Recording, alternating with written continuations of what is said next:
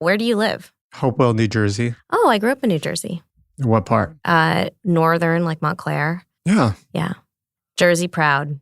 My daughter's stuffed animals are named Tony, Carmela, Meadow, Polly, Silvio. Every time there's a new stuffed animal, we're like, Christopher? That's right. That's amazing. You've probably heard of Matthew Desmond's ideas, even if you haven't heard his name. He's an author, MacArthur Fellow, and a professor of sociology at Princeton University. And his book, Evicted, won the 2017 Pulitzer Prize and changed how Americans think about housing. Desmond is a preeminent expert on poverty, a topic he says affects all Americans regardless of their income level. As he mentions often in our conversation, America is not strapped for cash. Yet more than 38 million people in America can't afford basic necessities like food, housing, and medicine.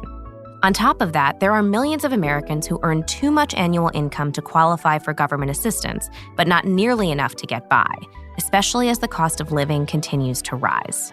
In his latest book, Poverty by America, Desmond looks at the ways in which Americans privately struggle with the hidden yet omnipresent reality of poverty. His latest research aims to make this struggle more visible and reveals poverty as a systemic problem in need of a systemic solution. And since this past Tuesday, October 17th, was the International Day for the Eradication of Poverty, we wanted to share a conversation that offers some solutions to do just that.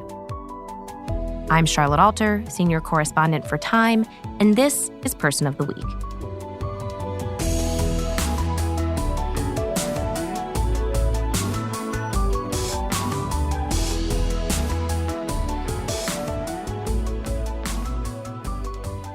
Thank you so much for being here. So I want to start off by mentioning most people know you for your book, Evicted. I want to go back a little bit. When did you consciously begin paying attention to poverty? Probably when I was a kid. I grew up poor in a little town in Arizona, a railroad town. And family didn't have a lot of money. Our gas got shut off regularly. And then when I went to college on like every student loan and scholarship I could find, we lost our childhood home to foreclosure. And I think experiencing that with my family, moving into a little rental apartment, was another kind of reminder of how poverty stressed and pulled us, diminished us in a way. So I think I started paying attention to poverty when I was younger, but also paying attention to inequality. When I went to college, I went to Arizona State University. It's my state university. And I saw just a kind of wealth and opulence that I had never seen before in my little hometown. And I think that also was confusing to me and was another personal, point of reflection for me that drove this question about why. Because poverty in America is unique. There's a lot of poverty alongside a lot of riches. And this is one of the defining characteristics of our country. And I think experiencing that as a kid and then as a young adult was something that drove me on this path.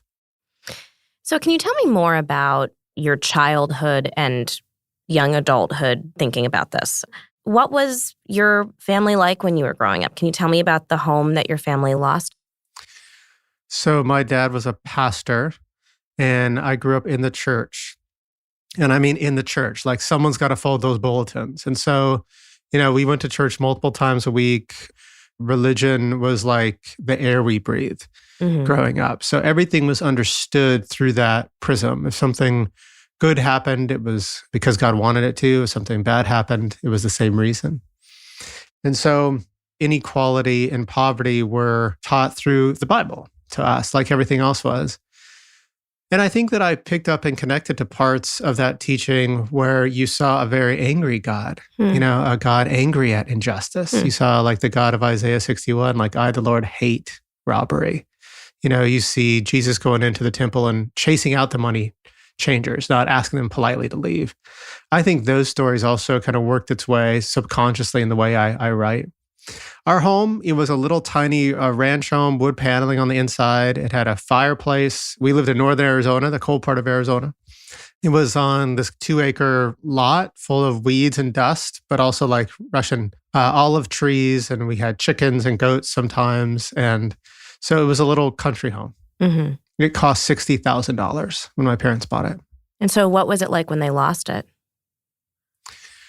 Well, it was devastating for the family. It was part of a long unwinding, where my parents declared bankruptcy, and it was the capstone of a series of painful events.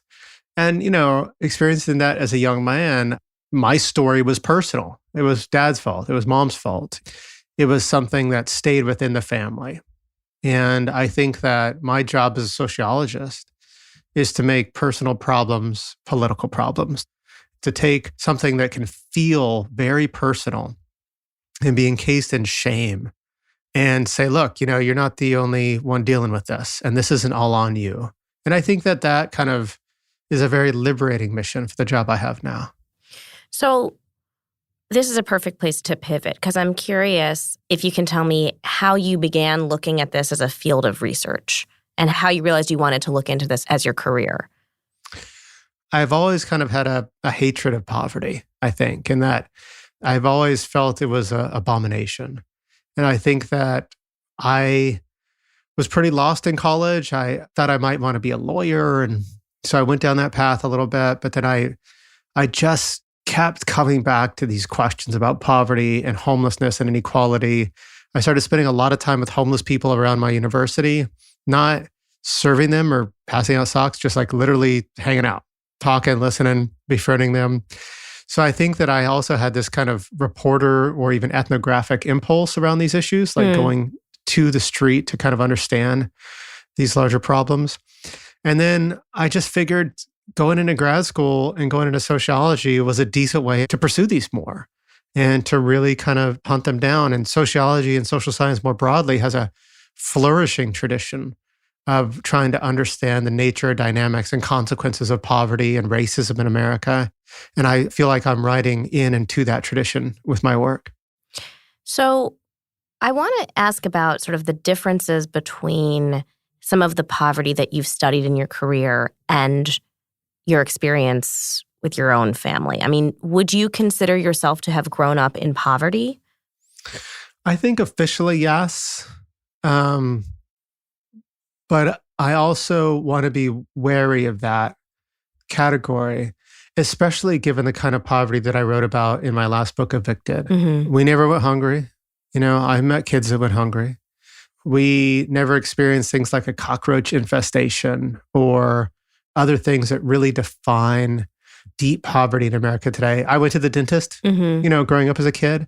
There are a lot of poor kids that don't go to the dentist. And if they got a cavity or tooth rot, they just deal with it, And so I kind of say I grew up tight. Money was tight. Mm-hmm. We experienced some of the humiliations and slights of poverty.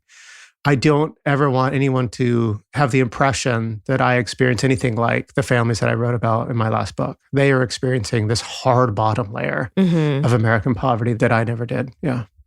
So you write that in 2022, the poverty line was drawn at $13,590 for a single person and $27,750 for a family of four. Yeah. So what data determines that? And is that an artificially low line? I mean, can you really live on that amount of money in the United States of America?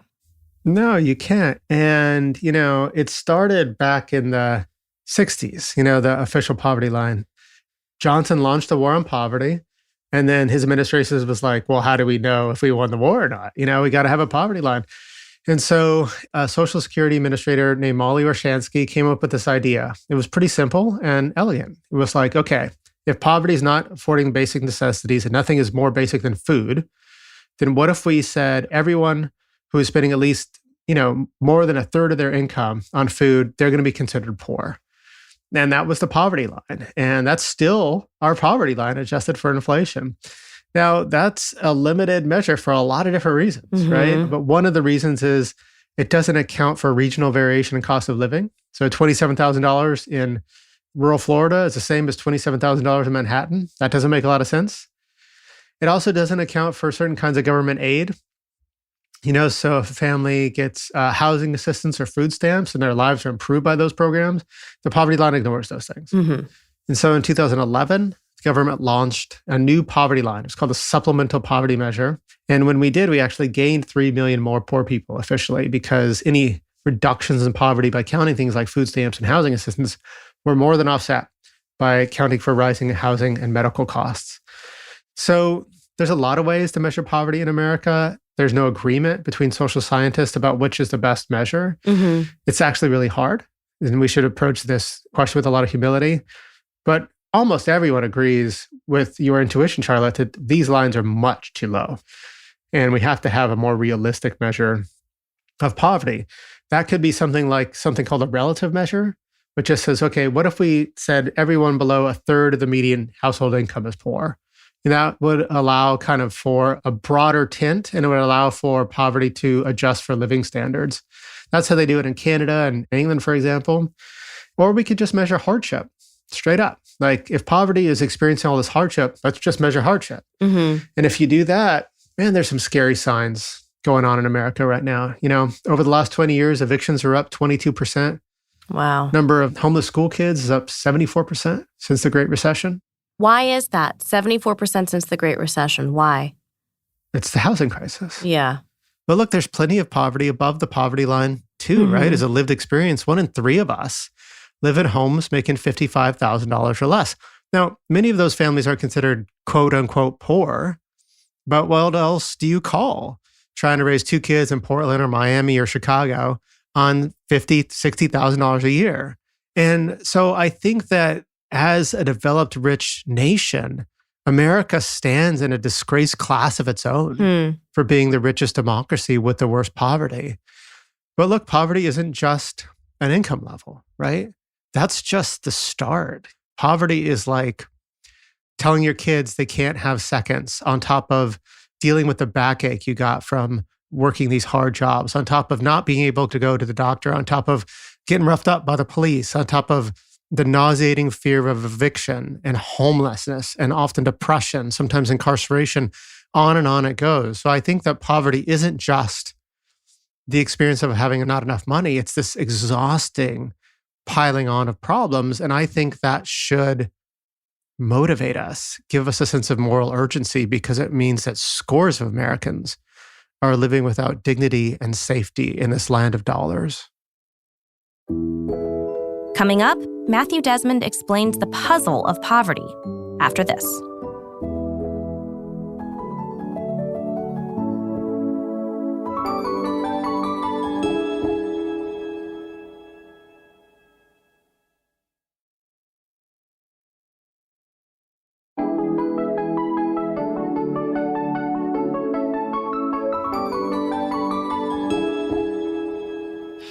So help me understand, what is different about poverty now than it has been at other points in American history? I mean, one could argue that there's nothing new about there being a ton of poverty in the United States and also in the world.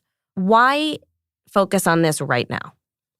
I think that one way to think about this is it's a puzzle, actually. If you look at the War on Poverty and the Great Society, which were launched in 1964, these were deep investments in the poorest families in America. These were things like inventing Head Start, making food aid permanent, expanding Social Security. 10 years after those programs rolled out, poverty was cut in half. But they weren't fighting poverty alone. The job market was delivering. 1 in 3 workers belonged to a union. Wages were going up every year. If you had a job, you had some benefits. You could advance within the company. But as workers lost power, our jobs got a lot worse. One sociologist put it like this: our grandparents had careers and our parents have jobs and we complete tasks. And so in a way, we haven't addressed the unrelenting exploitation of the poor in the labor market and in the housing market. And because of that, our spending on poverty, which again is essential and works, isn't going far enough. It's like government programs, when the job market was doing its job for American workers, they were like cures. They helped cure poverty. But our job market and our housing market now has kind of turned those programs into something like dialysis. They make it less painful, but they don't make poverty disappear. I think also just another reason, like why this, why now? Like all this poverty in our midst, it diminishes us all. Mm-hmm. You know, no matter if we come from poverty or abundance, we are connected to this. We feel this kind of corrupting who we are as a nation. Mm-hmm. And so I think that many of us want to put an end to it and just don't know how exactly yet. The old stories about poverty, they're dying. We're done with them. We are tired of those stories. And I think that this book is helping us, is contributing, I should say, to helping us kind of build a new story about who we are with respect to this question.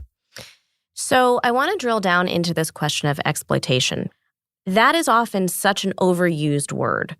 What specifically do you mean when you say that the poor in America are exploited by the rich?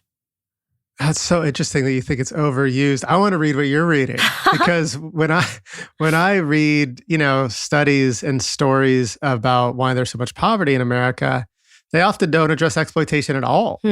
It's like there's 38 million of us below the poverty line and like no one's benefiting from it. It's a sad accident. So who is benefiting? We are. Huh. We are. Big we too. Big tent we. I don't just mean we, the guy that's like a little richer than you. Yeah. I often mean us, you, me, a lot of folks probably listening to this. Right. I ran across this line by Tommy Orange, the novelist, and he writes, "It's like these kids are jumping out of the windows of burning buildings, falling to their deaths. And we think that the problem is that they're jumping." And when I read that, I was like, that's the poverty debate. We should have been focusing on the fire. Who lit it, who's warming their hands by it. And often that's us. So a lot of us consume the cheap goods and services the working poor produce. A lot of us talk about shareholder capitalism as if shareholders were like 12 guys in dark suits in Manhattan. But like a lot of us are shareholders. We're directly or indirectly invested in the stock market. Don't we benefit when our returns go up, even when those returns come at someone's cost? And so can you tell me how we are benefiting specifically, not abstractly, from other people's poverty?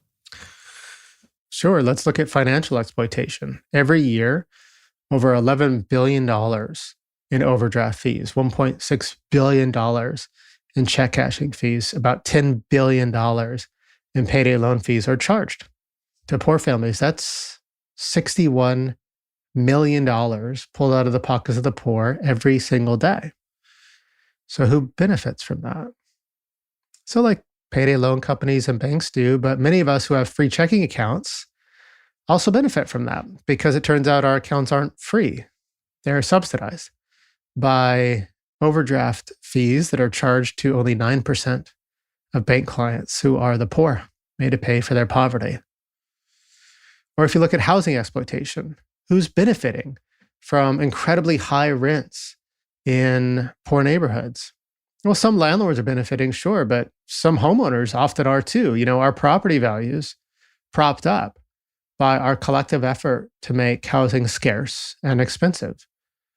So I think many times when we kind of scratch below the surface, we learn that our lives are not just different from the poor, but we're connected. We're connected in an intimate way. We're part of a shared community. The American welfare state is unbalanced. We give the most to families that need it the least, especially in the form of tax breaks. This is like a long-standing tradition. And many of us benefit from that imbalance. And then we have the audacity to ask, how can we afford doing more to fight poverty? As if the answer wasn't staring us right in the face. We could afford it. Right. If the richest among us took less from the government. So took fewer tax breaks, you mean? Yeah. I would settle for just tax fairness, actually, to be honest with you. I mean, a study published a few years ago showed that if the top 1% of Americans just paid the taxes they owed, not paid more taxes, just like stopped avoiding taxes so successfully, that we as a nation could raise an additional $175 billion a year. Wow. Which is almost enough to pull everyone below the official poverty line above it. Yeah. We have the resources. Outside of the lack of government support for these solutions. Who do you think is to blame for this current state of affairs? Is it lobbyists? Is it the banking industry? Is it the housing industry? Who's the villain here? Is it all of us? I think those of us who have amassed the most political and corporate power do bear an extra dose of responsibility for the current state of affairs. I think that is true and deliciously absolving.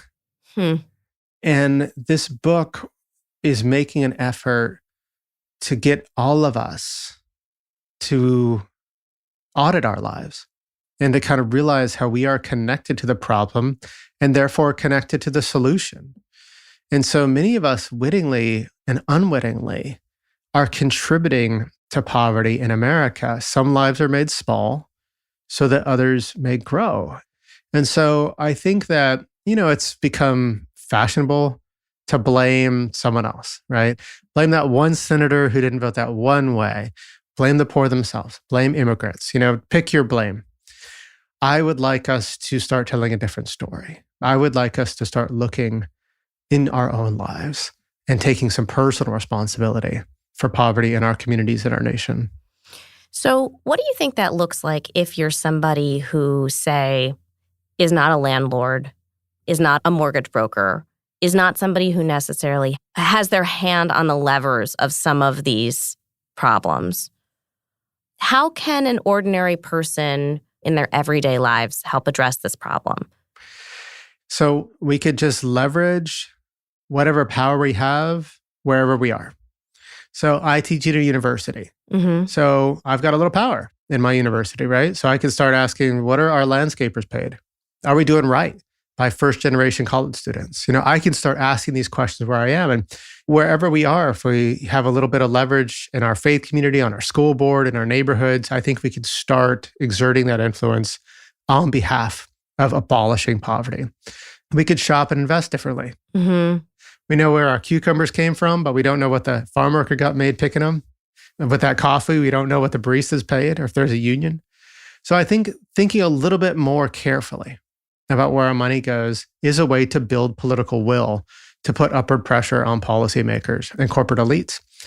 We can turn away from segregation. The country continues to be segregationist. And we build walls around ourselves. These walls are made up of laws. And, the segregationists, they do a good job of defending that wall. They go to the zoning board meetings on 8 o'clock at night. They yell at the aldermen. They come up with the process. They make it illegal to build any affordable housing in so many communities around the country. And those of us that are seeking a broader, more inclusive America, we need to go to those zoning board meetings too. And we got to stand up and say, look, I refuse to deny other kids opportunities my kids get living here. Our values just can't stop where our property line begins. You can join the anti-poverty movement. And, I don't really think of myself as like a movement person, to be honest with you, like a sign-carrying person. Yeah. But movements need a lot of us. They need writers and accountants and nurses and lawyers. And so I think whatever our talents are and our gifts, we can apply those to abolishing poverty in this land. Okay, so I feel like I keep referring to this problem as intractable or thinking of it as intractable. And I think that's partly because of the research that you've done that shows that all of these things haven't worked and all of this spending hasn't worked and that it's persisted across Republican and Democratic administrations and that it's been at this constant level regardless of the interventions that have been attempted.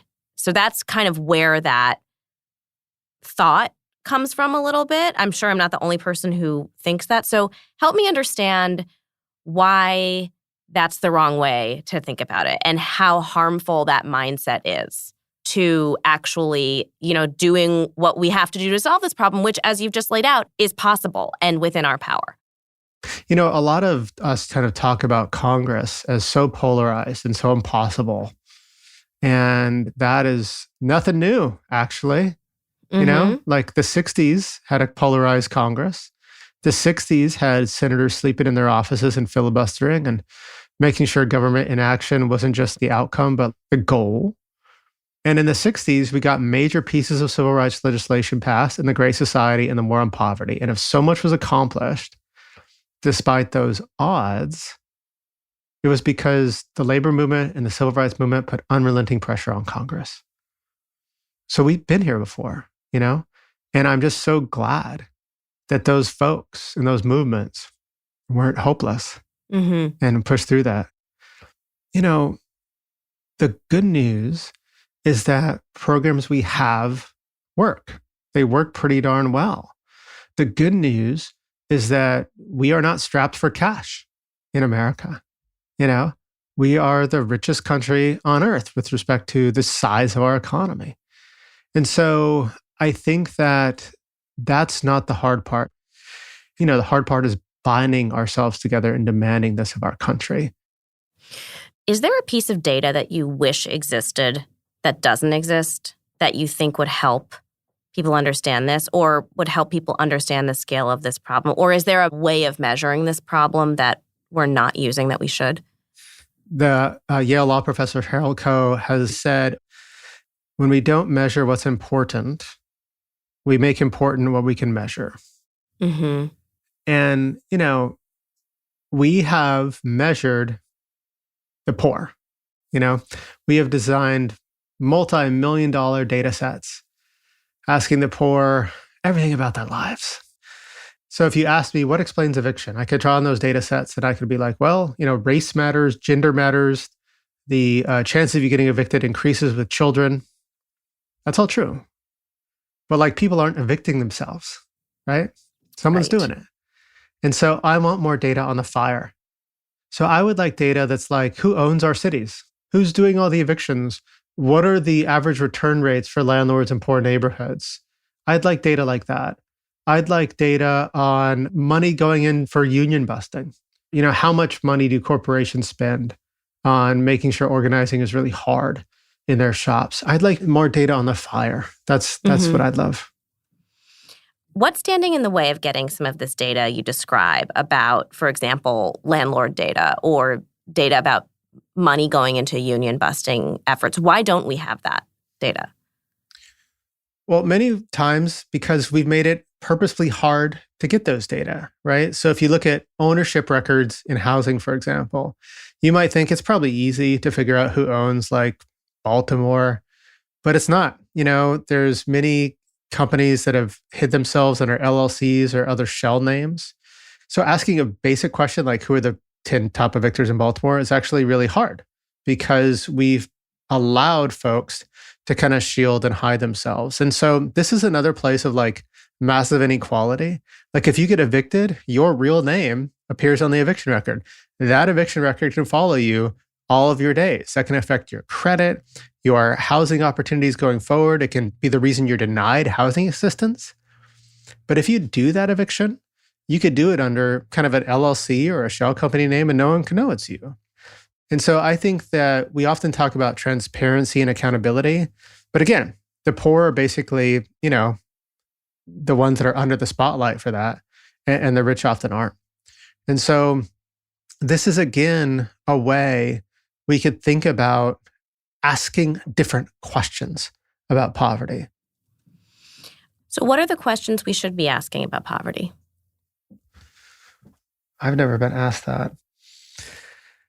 I think we have to start asking, why do so many of us accept and tolerate all this poverty in our midst? Why do we think that we have to live with so much poverty? It is a myth that poverty is a natural or a necessary outgrowth of post-industrial capitalism. Why do so many of us accept this as normal? I think that's a question worth asking. And I think questions about how to build and maintain political will to fight poverty are really important as well. So I think if you think of a new kind of question in the job market, the question wouldn't be, how can we make sure these guys get the right skills or education to succeed in the job market? The question is, why are so many jobs paying poverty wages when they don't have to? I think with respect to housing, I would like to know why rents have doubled over the past 20 years. I, who have spent the last 10 years studying this problem, don't think we have an answer to that question. Well, that's a perfect segue into some questions we can get answers to, because it's time for our final round of fun, lighter questions, the last segment of our show called The Last Time. So, when was the last time you had writer's block? That's a tough question for me because, some days you do, and then the next day the dam breaks. And I feel like writing is a very schizophrenic process where some days like 3,000 words flow out of you, and some days like a paragraph is like a 8-hour struggle. And some days you love what you did, and some days you think it's the stupidest thing in the world. I never really have gotten like a long stretch of writer's block, but I certainly have experienced on a day-to-day basis. I just feel like that's what writing is. Okay, when was the last time you were shocked by something in the news? We had this historic investment in the American people during COVID. We had the child tax credit that cut child poverty almost in half in less than a year. We had emergency rental assistance that drove evictions to lowest that they've ever been on record. And what was shocking to me is that we let that all go. We let the child tax credit expire. We let emergency rental assistance expire. I think that was disquieting and shocking to me that more of us didn't clear our throats and demand a new normal. When was the last time you read a great book? I recently reread Minjin Benchenko, which is a marvelous book. I love that book. Kind of like How the Heck Does She Do It? Kind of masterful book. And one of the things that I respect so much in writers is just control. And I think that she puts that on such beautiful display in that book. When's the last time you ate a really good home-cooked meal? So my mom is from Georgia, and we often get together with them, and she'll cook, mashed potatoes and fried chicken, and chicken and dumplings is one of my favorites. I think that springs to mind for me, just my mom's cooking. She is such a whiz, in the kitchen. Okay, finally, when is the last time you went to the movies, and what did you see? I saw, with my 9-year-old, Guardians of the Galaxy 3. We sat in the front row. And did you get popcorn? We didn't get popcorn because we went out to eat right before, and we were both full. But for the record, I make the best popcorn in our family. And so I have a hard time with movie theater popcorn because I think it's orders of magnitude worse than what I could cook up in the air pop at home. So what is your popcorn secret? What's so great about your popcorn? You think you're going to get that out of our first interview? You got to have me back a few times if you want the popcorn secret. Okay, I guess we'll have to have you back, Matthew. Matthew Desmond, thank you so much for being with us. Thanks, Charlotte. Really a pleasure.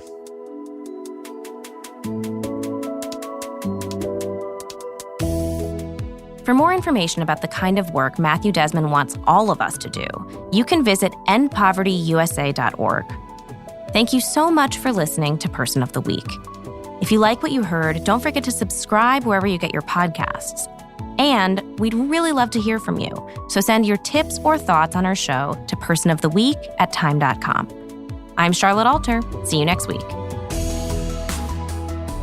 Person of the Week is hosted by Charlotte Alter. It's produced by Nina Bisbano and India Witkin. Our senior producer is Ursula Summer. Our story editor is Katie Feather. This episode was mixed by Rebecca Seidel. Our theme music was composed by Billy Libby. Joseph Frischmuth is our fact checker. Person of the Week is a co-production of Time Studios and Trigger 23. At Time, our executive producers are Michael Erlinger and Sam Jacobs. At Trigger 23, our executive producers are Mike Mayer, Michael Sugar, and Liam Billingham. Sasha Matthias is the head of audio at Time. You can find us online at time.com/personoftheweek and wherever you get your podcasts.